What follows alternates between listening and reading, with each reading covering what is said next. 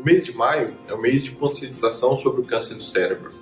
Este que não é um tumor muito frequente, mas é sim um tumor de grande importância devido aos riscos que podem trazer à saúde das pessoas, assim como a chance de causar algum tipo de sequela.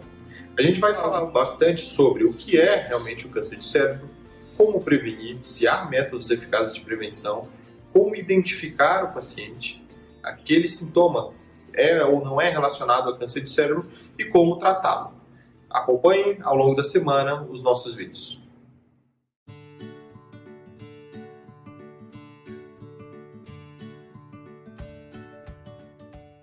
Olá, meu nome é Davi Cunha, sou médico oncologista do Grupo Sonho, aqui de Campinas. E hoje estou acompanhado do Dr. Vitor Vasconcelos, ele é neurocirurgião com pós-graduação em tumores.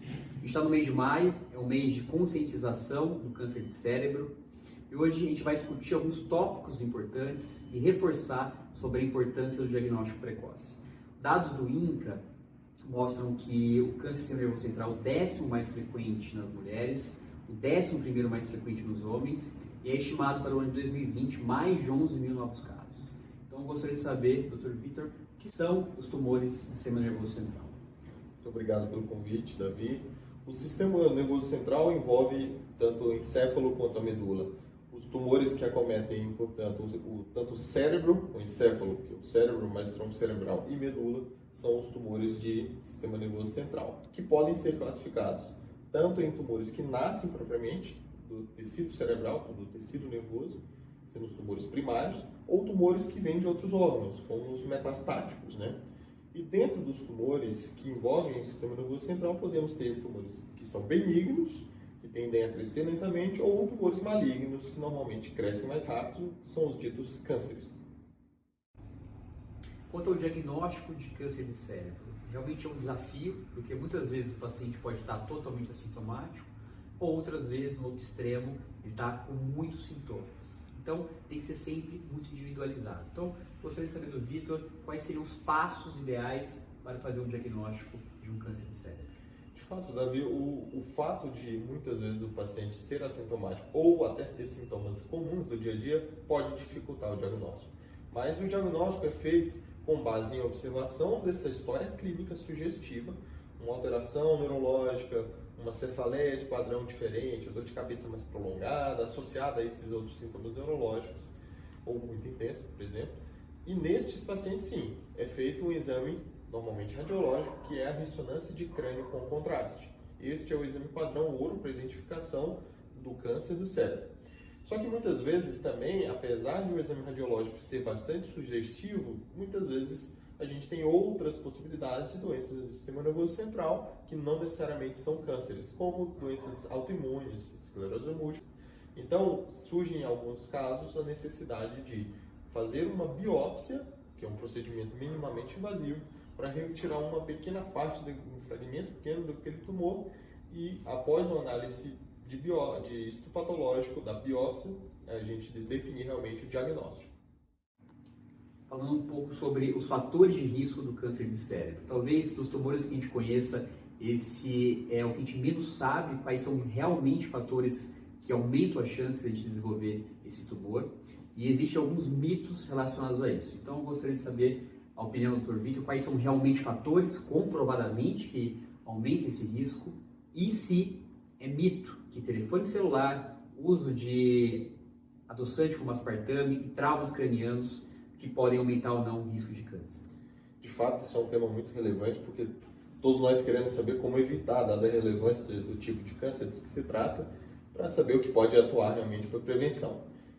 Não temos muita evidência do que pode realmente induzir a chance de desenvolver esse tipo de câncer. O que se tem de conhecimento é que fatores familiares podem sim aumentar a chance de um tipo de câncer cerebral, no entanto, esse corresponde a um percentual bem pequeno dos casos, e em termos de fatores de exposição ambiental apenas à radiação ionizante, que é a radioterapia, por exemplo, pacientes que se submeteram à radioterapia, podem aumentar a chance de ter câncer.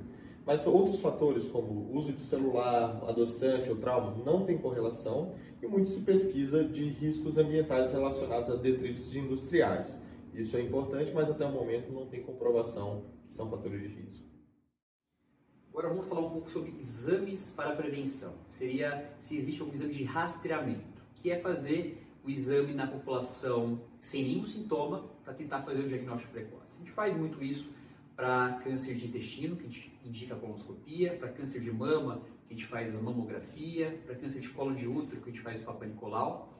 E queria saber do Vitor se para câncer de cérebro tem algum exame recomendado de prevenção. De fato, isso é uma pergunta bem recorrente, porque todo mundo quer fazer uma investigação para excluir essa hipótese.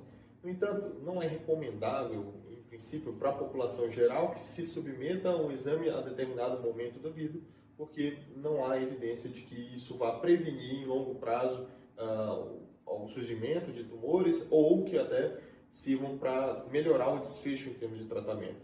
De forma geral, a recomendação é, para aqueles pacientes que têm sintomas sugestivos, daí a importância de falar dos sintomas que a gente falou anteriormente, esses pacientes sim merecem investigação, ou aqueles outros pacientes que já têm fatores de risco, como a radiação ionizante, exposição prévia, histórico familiar, ou pacientes até que já são pacientes oncológicos e com isso tem um aumento de chance de metástases. Nesses casos, sim, recomenda-se a ressonância, que é o exame de melhor acurácia para a identificação de eventuais tumores.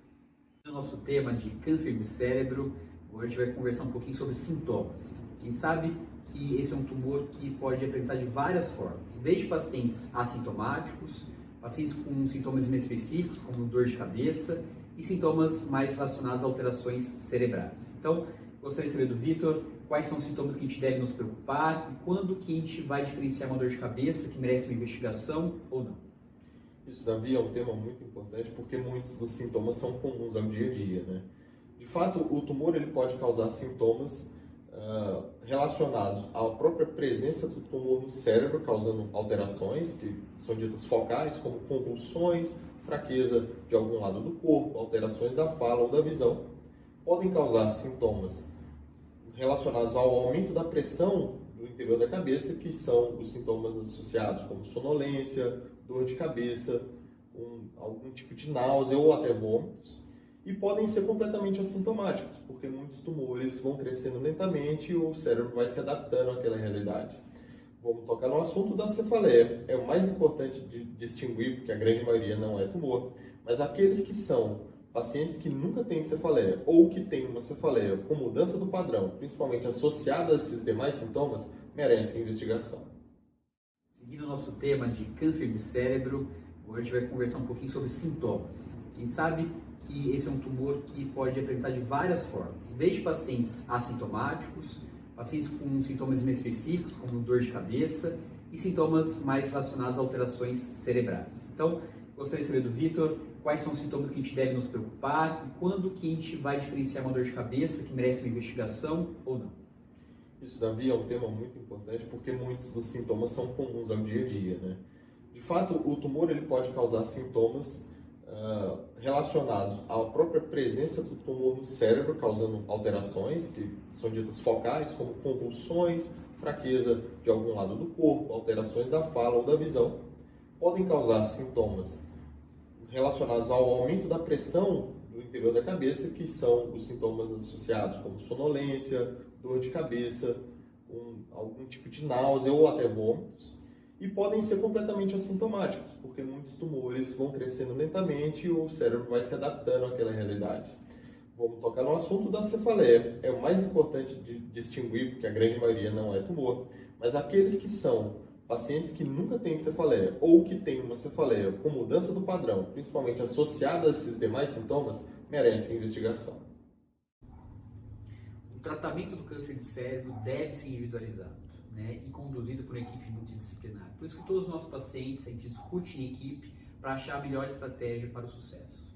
Então, gostaria de saber do Vitor quais são as opções de tratamento disponíveis atualmente. O tumor realmente envolve uma série de possibilidades de tratamento, exatamente para controlar o máximo possível da doença, causando o menos possível de danos, né?